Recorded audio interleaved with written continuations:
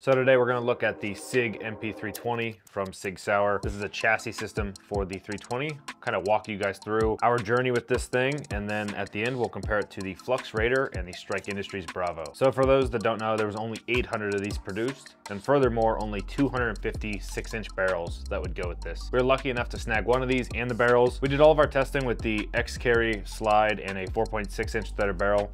We did some testing with and without a compensator. We'll actually have notes on that later because it did not go as planned. For those of you that don't know, this is the Sig MP320. This is a chassis system for the 320. Sig released this a few months ago and they only made a production run of 800. I think they only made 800 of these because now they just came out with the Sig Legion Raider, which for those that don't know, it's basically a Flux Raider with a Sig Legion slide on it with porting. And it's gray. I think they stopped making these because they knew that the Raider system was gonna be just a better system. There's really only a couple things I really like about this. And one of the things is the folding stock.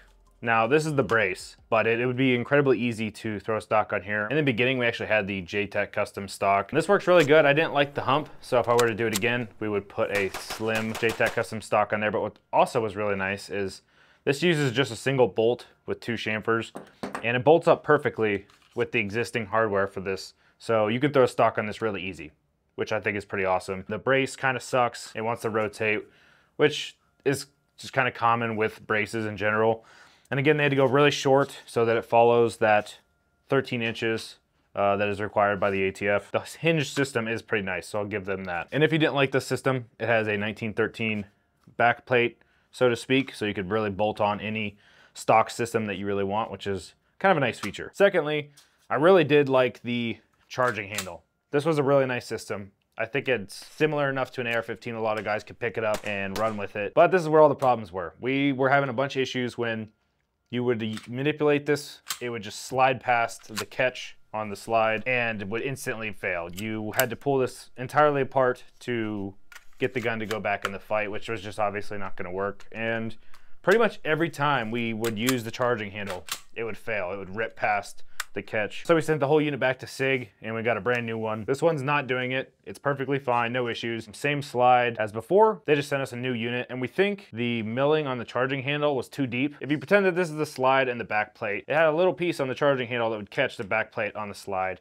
And ours was just catching a little bit and sliding right over and would basically seize up the gun. So we sent it back, we got a new one, we've been good to go. But one of the really cool features of this is the charging handle. So if anyone is having issues with this, get a hold of Sig right away. Some of the other things I did like about the MP320 was the rail on top, which is kind of part of the hood. It's really nice that you can mount a full-size optic on here. It actually comes with the Sig Romeo. This thought's not too bad. The battery actually already died and we haven't used it that much. So I'm not sure what the battery life is on this, but when the dot worked, it was really good. It's cool that they have a safety on here. Very similar to the Flux Raider in that aspect. It is nice to have for a rifle style system. The grip texture is actually pretty nice on this. Doesn't feel like it's a 320, it feels completely different. The grip angle is probably the same, but it feels pretty good when you shoulder it. The mag release almost looks different. It looks longer, which is surprising that they didn't just keep it the stock mag release. I don't know if it is for sure, but to me it looks a lot longer, and I do like that. You can take this plastic off, which is one thing I really didn't like about it. I'd understand if you were going to keep this a brace to keep the plastic because you're not allowed to put a vertical foregrip. You can put a hand stop on it, but that's kind of running the ragged edge of legal. It does have grip texture on it, which is nice, but for me, I really didn't care for the aesthetic of the stop here. While I understand for safety reasons, you kind of want to have something to stop your hand there. I would probably take this off and put a vertical foregrip on it or a large hand stop. I just think it'd be more ergonomic. And I really don't like the look of this. It is nice that they give you the option to pull this off. There is rail underneath it here, so can't really complain too much about that. Another thing is this gun does come with a 30-round Sig mag, which is actually kind of cool. We did a little short shooting it in a regular 320, which is kind of funny. But it is nice they include 1 mag. It would have been nice if they included 2, but for $600, I kind of understand why they didn't. One thing I might actually add is the Strike Industries extra mag carrier to the front. It'll kind of act as a hand stop vertical foregrip, and it'll give me the ability to carry a second mag, similar to the Strike Bravo or the Flux Defense. Now that we've had systems like that, I really like carrying a little sub 9mm like that. That extra capacity is just really cool. When I think about all the things I don't like about this, some of it's aesthetic, but really it kind of came down to the function. We had some issues with the charging handle, as I mentioned earlier, and we had a lot of issues with cycling. We were getting a lot of stovepipes, and I really don't know if the ejection port was too small here or if you just can't run a compensator. Anytime we ran this with a compensator on it, we were almost always had a malfunction. Even with the lightest recoil spring in here, which was a 12-pound spring, we were still just having issues after issues. We shot this without a compensator and we were still getting issues.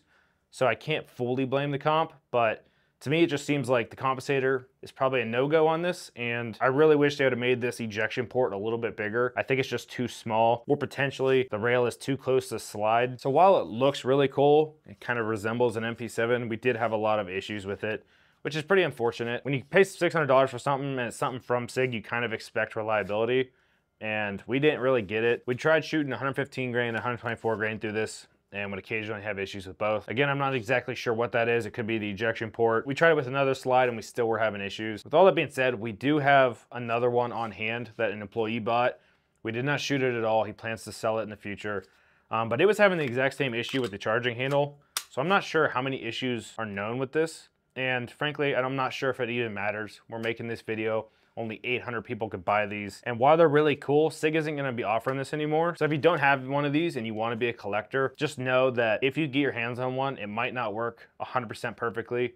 It's super cool, it's pretty rare, but it may not work. When we were shooting this at the range, we obviously tried it with or without a compensator. Without a compensator, it was much better, but with a compensator, you were getting a lot of gas in the face. The gases was coming back through this blast shield and into this area, out the holes, all up in my face. So it was a little bit gassy with a compensator. It was definitely better without a comp, but it still felt kind of gassy. There was a little bit more recoil than some of the other chassis systems we have. Some of that has to do with probably this brace. It wasn't great. It's a little bit short on length of pull, so it had a little more recoil. Again, not much because it's a 9mm, but definitely something to keep in mind. So with the MP320, I think there's a very even list of pros versus cons. Typically in a firearm, you see a lot more pros than cons.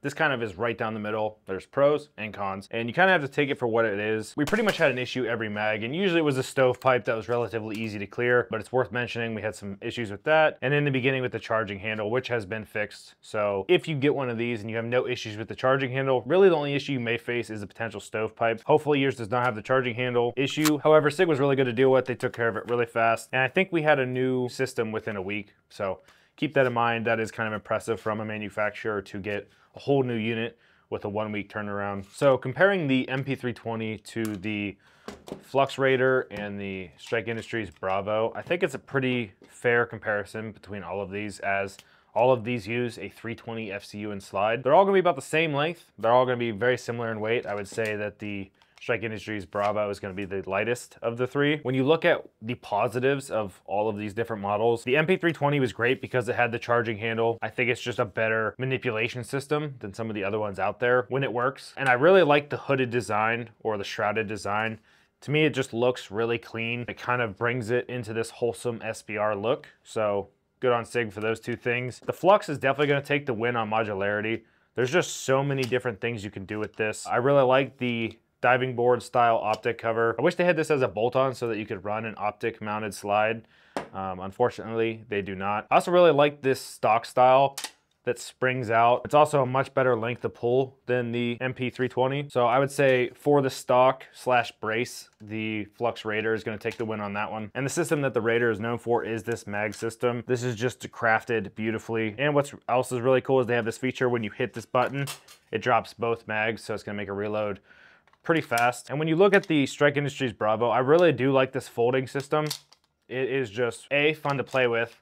It's very clicky, but it's just a really nice system that is gonna have good length of pull. It's easy to swap from a brace to a stock. If you're looking at a folding system, this is much better than the MP320. However, you could bolt this whole system to the MP320. It's just kind of expensive. If you're looking for a really slim chassis system, the Bravo is definitely gonna win. This whole system's kind of modular. You basically get a 320 frame with an extension to a 1913 rail, so you can bolt on the stock. And you can bolt on this blast shield so you don't hurt your thumb. You can bolt on this extra mag carrier. So Strike kind of did it right with the modularity, just bolting everything on here. It's kind of annoying to have to buy all these little pieces to get it the way you want it. But if you're somebody who wants to set something up different than somebody else, or completely change your setup frequently, this is a really good system for it, and it's definitely gonna be the slimmest out of all three options. Another thing that's really cool about the Bravo is this is the only chassis system that you can run a slide mounted optic. So if you're one that doesn't want to pull your slide off your optic and you already have the slide you want, this is probably gonna be the better system for you. Overall, the MP320 is a very cool thing from a collector standpoint. Yes, it has some reliability issues. Yes, it's expensive, and not many people got these. At 800 units, to me, it seems like they were starting manufacturing on this and then realized a better option was out there and partnered with Flux on that Legion Raider. Personally, I think the Raider X is just cooler, better, all around. It's gonna have better reliability. This is definitely more MP7, and I think a lot of people like this style more. So if you're a collector and you find one of these on Gunbroker, I think it's still pretty exclusive. It's still pretty cool. Just kind of expect potential issues with it. If you guys like this video, we'd appreciate a like and subscribe. We'll see you next time.